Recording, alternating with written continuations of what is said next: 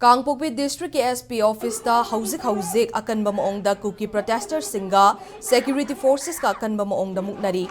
SP Yaona protester taruk taret lom Asok Apan Nangkhre hairi security forces na combing operation chathaba leptaba amadi chingthakta duty tawduna laibagi mayokta Committee on Tribal Unity na sinduna chatharakhiba protest ki makha chatharakpa oina numidang pung taret tarakpa adwaida masing yamlaba protesters singna SP office mamangda thomjilake.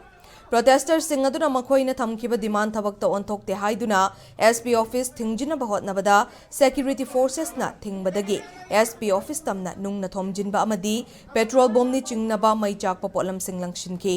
Protesters sing aduna SP office complex sa changsilaktuna akaya toy thokhalakpa amadi Erang kansilakpadagi security force singna protesters sing adubu takthoknaba thabak chathaba haurakhe. Protesters sing aduga muknabada SP Yaona protester taruk tare lom Asok Apan nangki Asokpa protesters sing adu manak nakpa hospital da pukhatuna laikanari hairi.